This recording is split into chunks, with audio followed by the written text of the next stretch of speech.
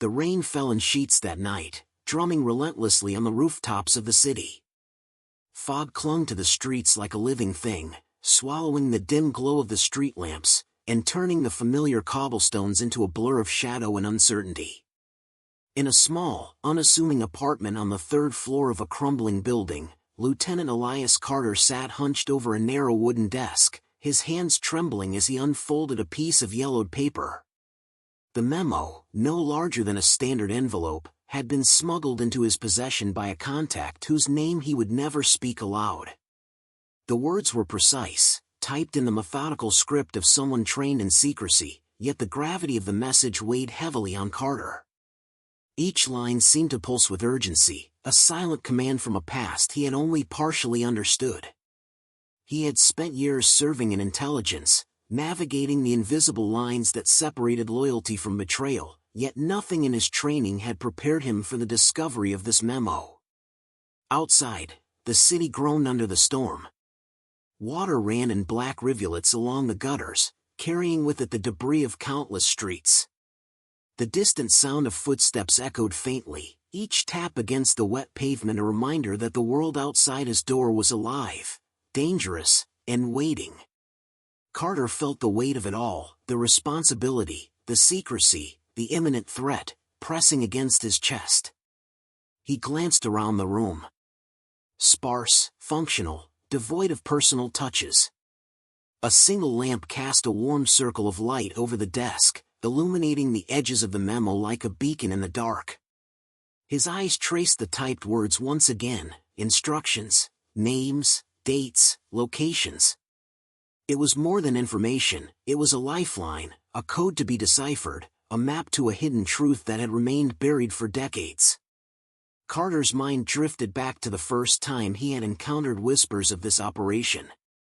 It had been years ago, in the basement of a government building, when an older agent, his face lined with age and fatigue, had pressed a sealed envelope into his hands.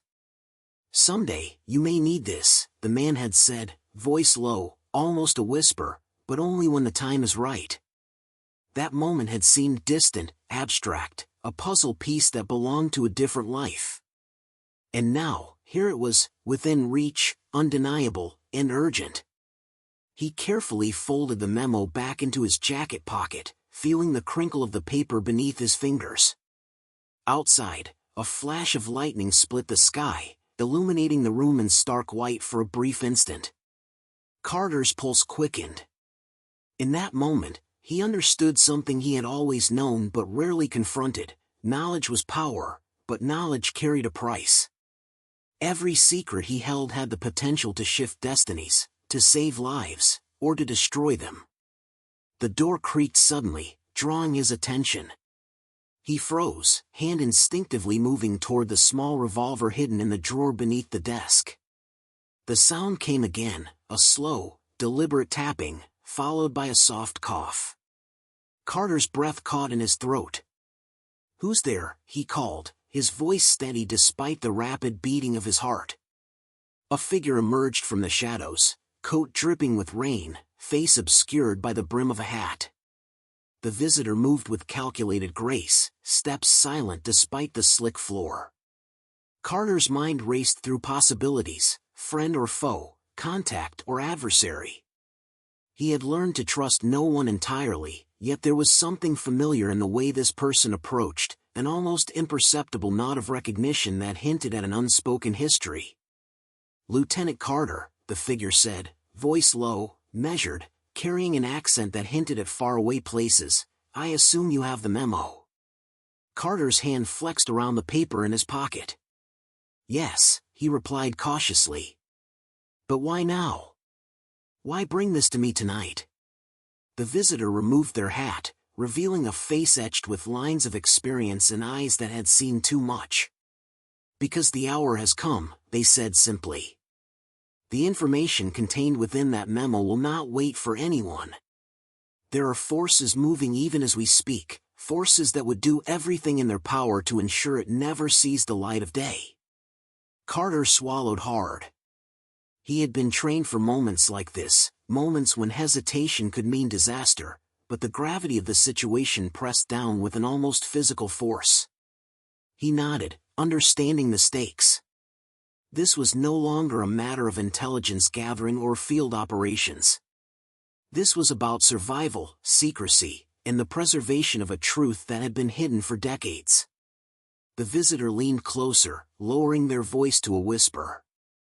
Inside that memo is the confession of a man who worked in the shadows, a spy who carried secrets too dangerous to be revealed in his lifetime. His words, his testimony, they must reach those who can act on them. And only you, Elias, can ensure it happens. Carter felt a chill run down his spine. The name, the gravity, the implication, it all converged in his mind like a storm gathering momentum. He had faced danger before, in foreign cities, in hostile territories, yet nothing compared to the weight of a secret written 50 years ago, now in his hands. The spy's confession was not just words, it was a lifeline thrown across time, demanding action, courage, and discretion. He took a deep breath, steadying himself. "Tell me everything," he said, his voice firm despite the tension. "Every detail I need to know." The visitor produced a small, leather-bound notebook, worn with age, its pages yellowed and edges frayed. "This," they said, placing it gently on the desk, "is the original companion to the memo. Every entry, every observation, every risk the man took, it's all here. And every word matters. You will need to read it, understand it, and act with precision. There is no room for error." Carter reached for the notebook, feeling the weight of history in his hands. Each page exuded a sense of urgency, a quiet demand to be understood.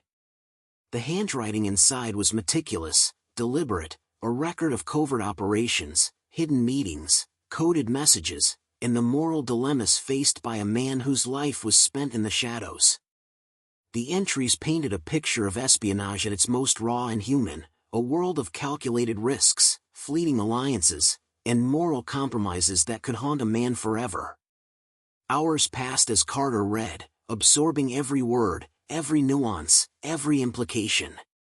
He traced the paths of a man who had lived and operated in secrecy, who had made decisions that affected lives across continents. The detail was staggering: meetings held in abandoned warehouses, coded messages slipped between unsuspecting hands, escapes that teetered on the edge of disaster. And throughout it all, a voice emerged, human, vulnerable, determined. It was a voice that demanded to be heard, a truth that refused to remain hidden. By dawn, the storm had abated, leaving the city shrouded in mist. Carter's mind was racing, plotting, calculating. The visitor watched silently, a shadow of caution and expectation. "You see now," they said softly, "why the memo had to reach you. The confession it contains, it changes everything. And those who wish to suppress it are already moving." Carter nodded. "I understand," he said. "I'll ensure it reaches the right hands. But, it's dangerous. There are so many unknowns." "Exactly," the visitor replied. "And that is why it falls to you. The choices you make now will determine who survives, who knows the truth, and who remains in ignorance. The path ahead is fraught with peril, Elias. But it is also the only path that can honor the sacrifice of the man who wrote that memo."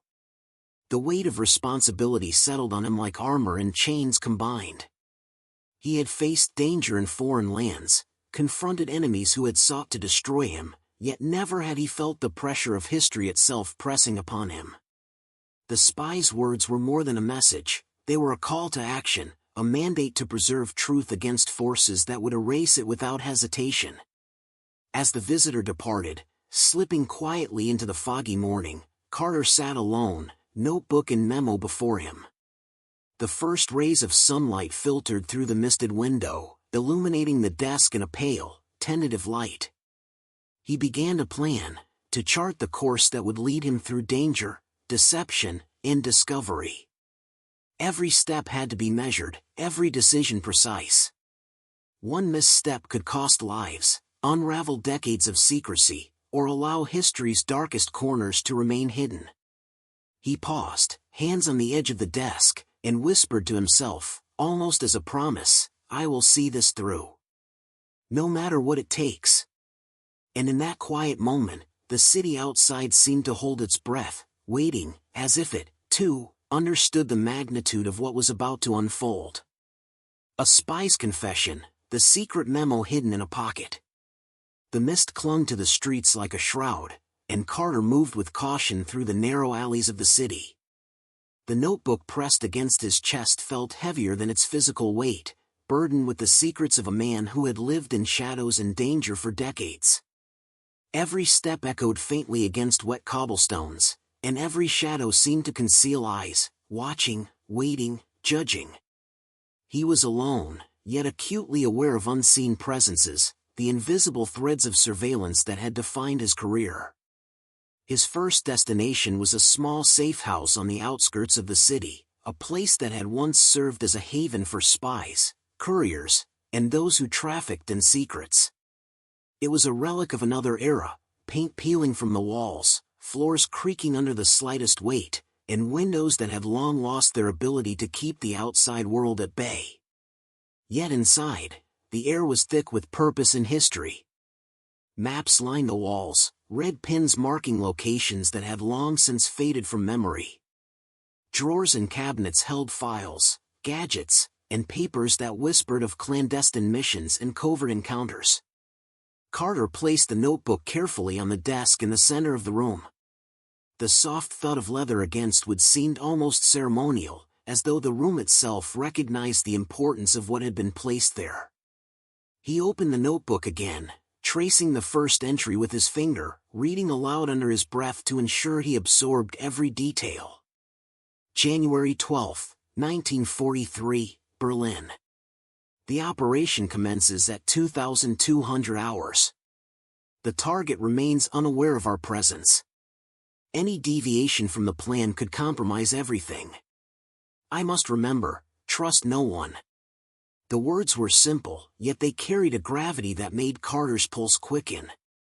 He imagined the man who had written them, operating in the heart of enemy territory, eyes and ears attuned to every movement, every sound, every whispered secret. He had risked everything for information that the world was not ready to hear, a truth hidden beneath layers of deceit, loyalty, and fear. As he read, the sound of footsteps approached the building. Carter's hand went to the small pistol he kept at his side. But these steps were different, purposeful, careful, yet undeniably deliberate. A voice followed, calm but insistent, "Lieutenant Carter, I presume." He looked up to see Agent Marlowe, a veteran of intelligence operations, her coat damp from the lingering fog, her eyes sharp and unwavering. "I received your message," she said. "It seems the memo has found its way into the right hands. But the question remains, are you ready for what it demands?" Carter nodded, gripping the notebook. "I have to be. But it's unlike anything I've ever faced before. The risks, the scale, it's enormous." Marlowe stepped closer, lowering her voice. "This is more than a mission. This is a reckoning. The man who wrote that memo, he understood the consequences of every action, the peril of every secret kept. He left instructions for a reason. And now, you are the one to carry them forward." Together, they pored over the pages, each entry unfolding like a map of espionage, treachery, and hidden loyalties. The spy's narrative was meticulous, detailing meetings with double agents, coded messages slipped into books, letters sent and intercepted, and escapes that teetered on the brink of disaster. Yet woven into every line was humanity, fear, doubt, and the moral burden of a man who had to navigate impossible choices while keeping the lives of countless innocents in mind. March 7, 1943, Vienna. Encountered a contact who may be compromised. Took precautionary measures, yet my instincts warn me that danger is imminent. I must remain vigilant. Trust is a currency I cannot afford. Carter paused, feeling a chill run through him. The words resonated with uncanny immediacy, as if the danger described decades ago was still very much alive. He traced the inked letters with his finger, imagining the tension in the room where these lines had first been written. The spy had lived under constant threat, navigating a world where a single misstep could mean death, not just his own, but the death of others dependent on his actions. Marlowe observed him silently. "You see," she said finally, "this is not just historical record. This is a manual for survival, a guide to navigating betrayal, and a warning that every ally could be a potential enemy." Hours passed. The notebook revealed operations in multiple cities, each entry more intricate and perilous than the last. Carter read about clandestine meetings in candlelit cafes, coded signals exchanged across crowded train stations, and the tension of passing through checkpoints under the watchful eyes of those who would kill to preserve secrets. Each mission was a delicate dance, a choreography of risk, timing, and deception, performed in the shadow of war and political intrigue. April 19, 1943, Paris. The contact has been compromised. Extraction necessary. The streets are crawling with patrols. I must rely on my instincts.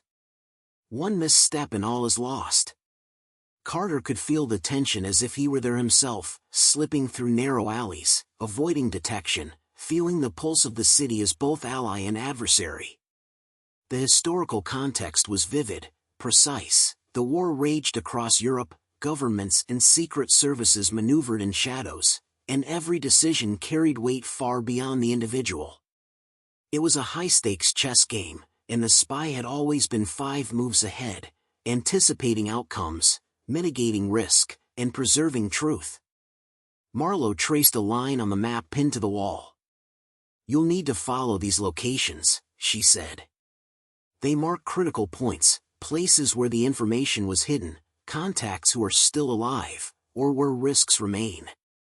Your path is not linear. You will have to move carefully, sometimes in secrecy, sometimes in plain sight. Timing is everything." Carter nodded, absorbing each instruction. The gravity of the operation pressed down on him, heavier with every passing hour. The spy had left a trail not just of information, but of moral guidance, urging those who found it to act with precision, courage, and a commitment to the truth. Failure was not an option. The world could not afford it. The night deepened, and the city outside seemed suspended in time. Every flickering streetlight cast long shadows, and every passing figure could be a friend, an enemy, or someone indifferent to the stakes. Carter felt the weight of decades pressing down, connecting him to the spy who had written these words so long ago. It was a bond forged across time, united by secrecy, courage, and the unyielding pursuit of truth. June 3, 1943, Lisbon. Safe house established. The memo is secured. My role is nearly complete, yet the danger remains. Trust must be extended sparingly, vigilance maintained constantly. One misjudgment could unravel everything. Carter read aloud, emphasizing the pauses, the natural flow that mirrored the tension of the original moment. It was as if the spy's voice had reached across 50 years to guide him, to warn him, and to inspire him to act decisively. He looked up at Marlowe. "We have to move soon," he said. "If we linger here, we risk exposure.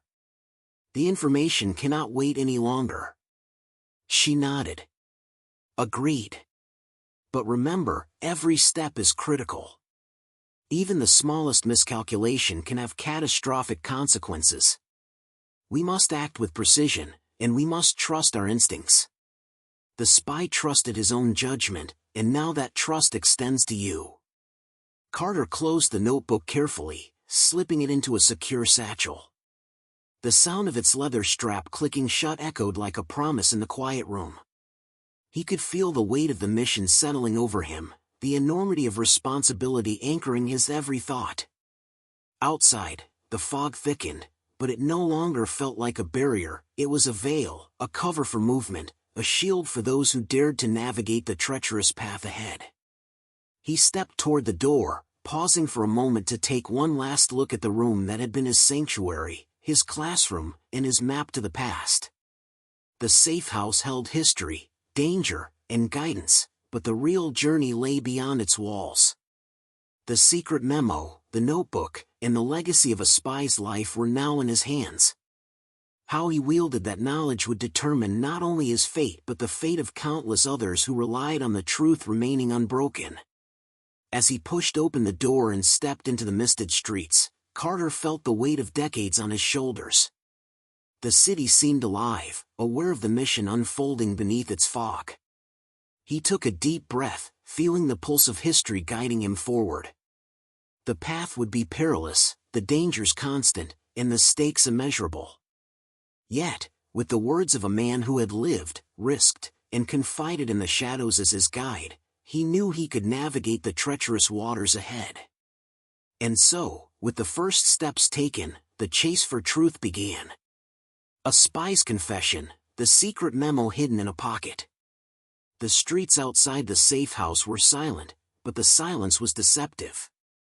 Carter moved with deliberate caution, the notebook secure at his side, feeling the invisible eyes of a city that had long remembered the clandestine footsteps of spies and informants. The mist rolled along the cobblestones like a living thing, curling around lampposts, slipping into alleyways, concealing his movements and threatening to betray them simultaneously. Every shadow seemed to pulse with latent danger, every echo whispered the stories of men and women who had vanished into the folds of history. Marlowe followed closely, her steps measured, alert. They had agreed on a route that would minimize exposure, navigating streets known to have once been used for smuggling messages, hiding contraband, and moving covert agents across borders. Their objective was precise, a rendezvous with a contact who possessed knowledge crucial to the spy's unfinished mission. It was a mission decades in the making, one that had survived wars, regime changes, and the erosion of memory itself, waiting for the right hands to act. Carter's mind replayed the words from the memo, the truth must remain intact. The smallest deviation will unravel everything. Trust sparingly, act decisively. The weight of that responsibility pressed down on him as acutely as the mist clinging to his coat. Every step forward was a gamble, a test of instinct and courage. They turned a corner and entered a narrow alley that had long since lost its place on any map. Rusted signs and crumbling facades bore witness to decades of neglect, yet for spies and operatives, these forgotten streets were invaluable. The alley opened onto a small courtyard hidden from the main thoroughfares, where a single lantern flickered, casting a pool of dim light that seemed almost ceremonial. A figure emerged from the shadows, moving with the confidence of one who had waited for this moment for years. It was Heinrich Bauer, a man whose knowledge of wartime intelligence had once made him both a target and a savior. His eyes, sharp and calculating, met Carter's. There was recognition, but no warmth. The life of espionage rarely allowed for human comfort. "You have it?" Bauer asked in a low voice, scanning the street for observers. Carter nodded, producing the notebook from his satchel. Bauer's hands, gloved and steady, hovered over it as if hesitant to disturb the fragile thread connecting past and present. He flipped through the pages with reverence, pausing at entries that detailed operations in Berlin, Vienna, and Paris, missions fraught with peril and moral ambiguity. "These notes," Bauer murmured, "they are more than a chronicle. They are a map to truths that have been buried under deception for decades. Each line, each instruction, is a lesson in survival, in judgment, in the consequences of choices." Carter nodded. "I understand. But the danger?" Bauer cut him off with a sharp gesture. "Danger is constant. But hesitation is fatal. You must proceed, even if the world does not understand. You are the inheritor of this mission, and you cannot falter." The three of them moved deeper into the courtyard, where the walls bore remnants of murals from a past long forgotten. Here, secrecy had once thrived, and the echoes of whispers from spies long gone seemed to linger, guiding them forward. Carter could almost see the original author of the memo, scribbling in the shadows, aware that each word carried the potential to change the course of history. He opened the notebook at a page marked with a folded corner, July 15, 1943. The informant's identity must remain concealed. Any misstep will endanger lives beyond comprehension. The letter must reach the proper hands, no matter the cost. Timing is critical, discretion absolute. Marlowe and Bauer exchanged a glance. Carter read the lines aloud slowly, emphasizing the pauses, the weight behind the words, as though the voice of the spy had transcended time to warn them personally. The letter, Bauer continued, was never just a message. It was a key. A key to uncovering networks that stretched across continents. If it reaches the wrong hands, the consequences would have been catastrophic, then and now. Carter felt the enormity of the task tighten around him like a vice. The notebook was more than historical record, it was a living blueprint of espionage, survival, and the human capacity to navigate the impossible. Every detail mattered, every instruction could save or endanger lives, and every decision he made was a continuation of the choices made decades ago. They prepared to leave the courtyard. The next leg of the journey required them to move across the city and through a network of safe houses, each location meticulously planned by the spy to minimize detection and maximize the flow of information. Each step demanded vigilance, the ability to read the environment, and the courage to act when hesitation could mean failure. As they moved, Carter recalled an entry that had struck him earlier, September 2, 1943. The courier must be protected at all costs. The operation's success depends on the integrity of the chain. Even allies can betray, even trust is fragile. The words resonated now with fresh urgency. The courier, once a faceless figure in history, had become a symbol of the fragility of information and the moral imperatives that governed its flow. Hours passed.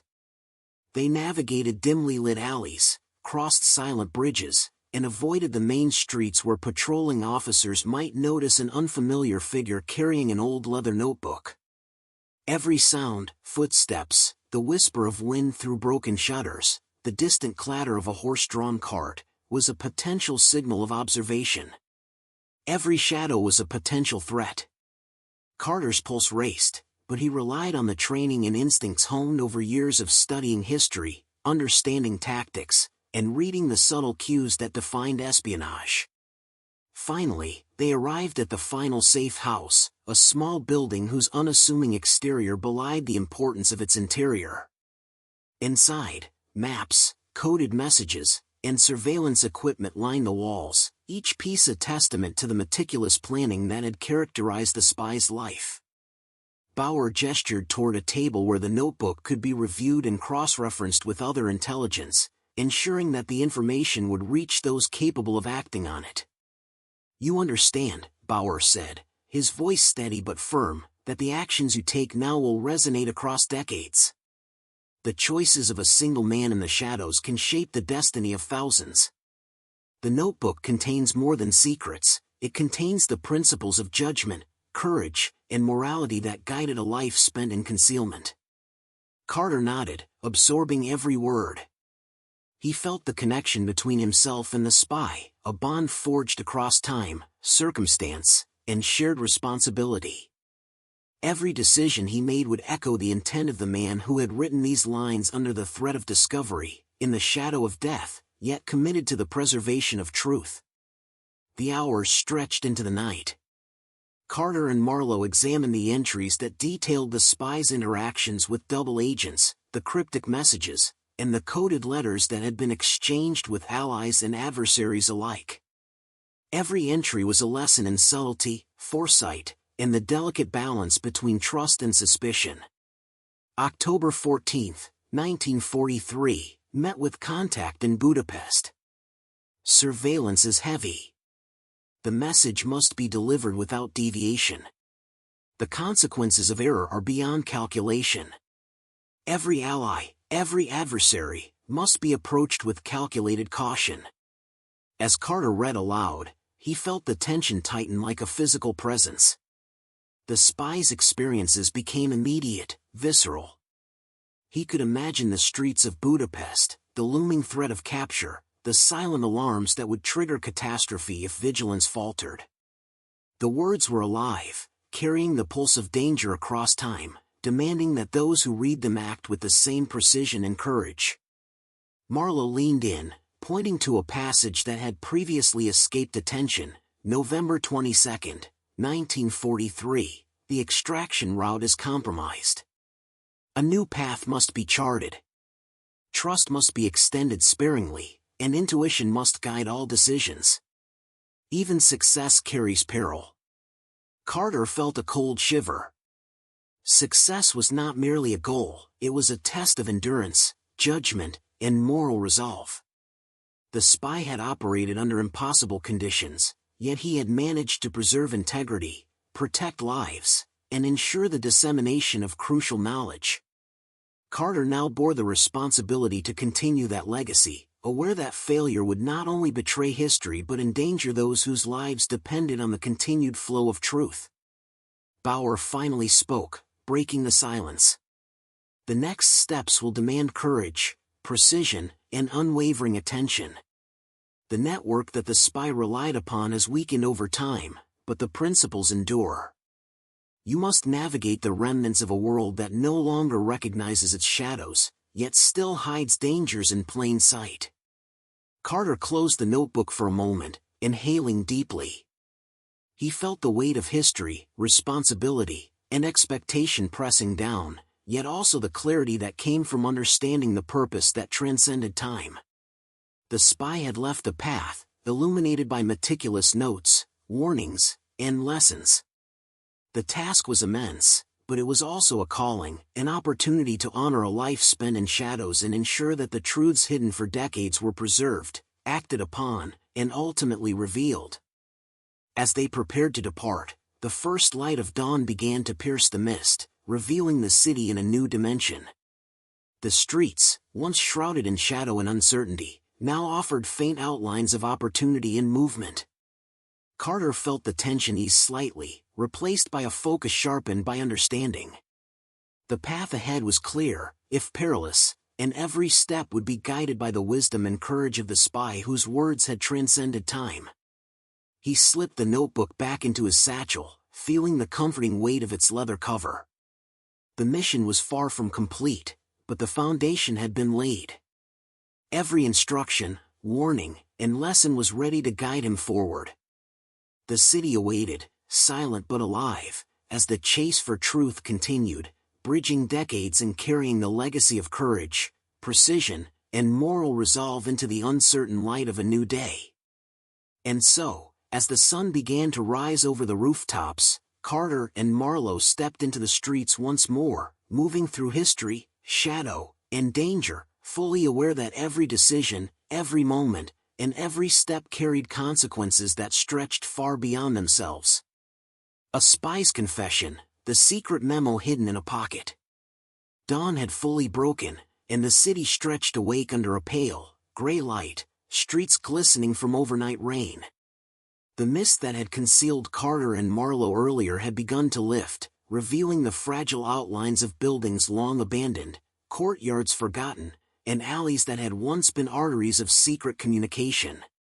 The world seemed ordinary to anyone walking through it, yet to Carter, it was alive with history, danger, and the silent guidance of the spy whose words he carried. The notebook remained close at hand, its weight a constant reminder of the responsibility that had now fallen squarely on his shoulders. Carter knew that completing this mission was not merely about preserving history, it was about acting on it. Each note, each instruction, carried the echoes of decisions made in peril, lives saved or lost, and the moral calculus that defined a spy's existence. Marlowe and Carter navigated through side streets, following the carefully mapped route indicated in the notebook. The instructions were detailed, specifying landmarks, coded symbols, and even the time of day to move past particular checkpoints.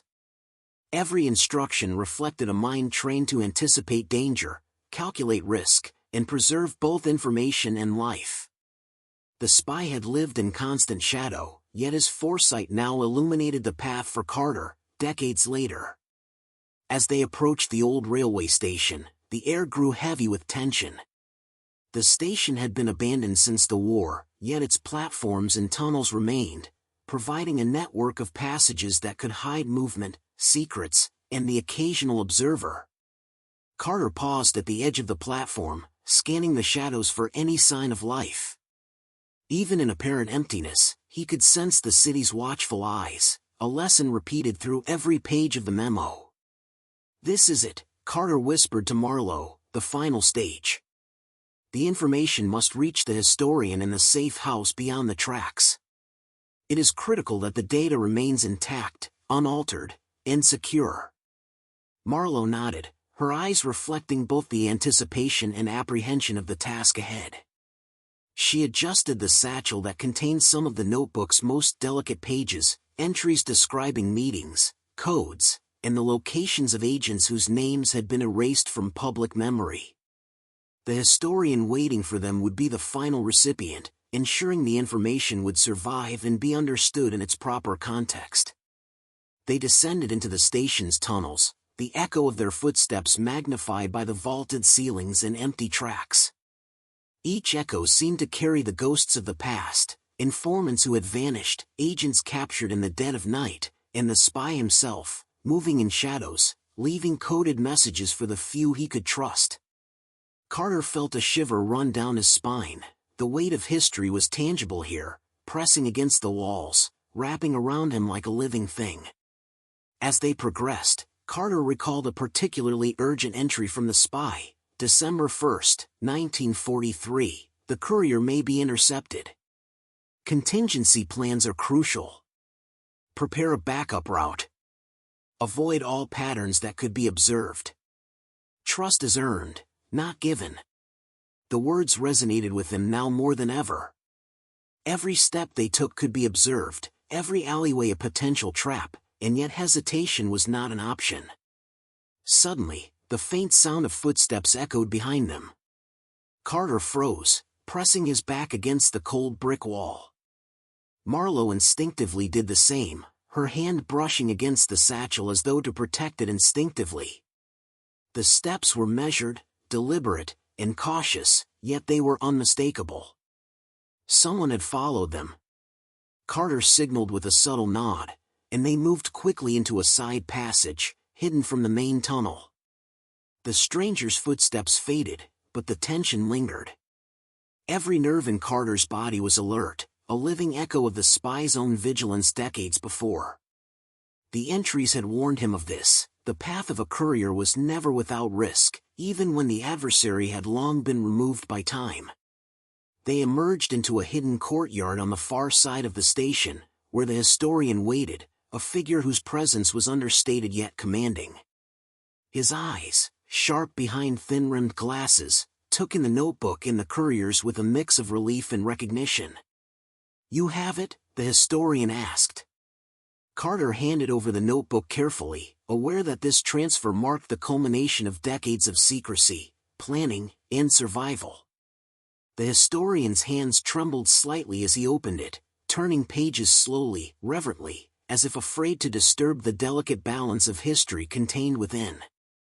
"These notes," the historian said, his voice low but steady, "they are remarkable. Not merely as records of operations, but as guides to judgment, courage, and strategy. They are the blueprint of a life spent navigating shadows, and now, they will inform generations who seek to understand the choices made in the hidden war." Carter felt the weight lift slightly, knowing that the mission had reached its penultimate point. Yet the gravity of what they had accomplished was immense. The spy had operated under the constant threat of capture, betrayal, and death, yet he had preserved this knowledge, trusting that one day, it would be used responsibly. Now, that trust had been honored. The historian continued to read, pausing at passages detailing encoded letters, secret meetings, and intricate escape routes. Carter recited some lines aloud, emphasizing the pauses, the deliberate rhythm, and the moral gravity behind each instruction. February 11, 1944, the agent must avoid predictable patterns. The memo contains not merely facts, but principles. Every choice carries weight. Every hesitation can be fatal. Remember, the objective is the preservation of truth, not personal gain. As Carter spoke, Marlowe observed the historian's reactions.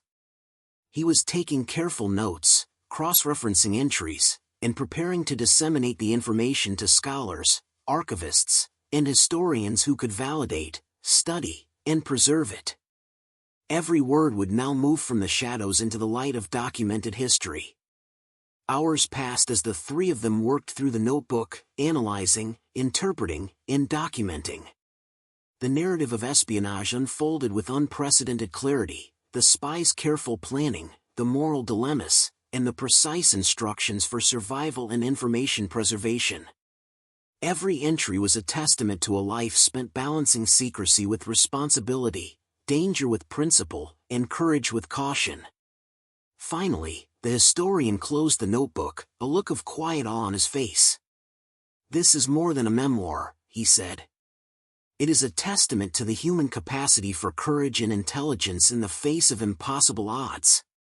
The world may never know the full extent of these operations, but the lessons, the principles, and the human story will endure." Carter felt a profound sense of completion.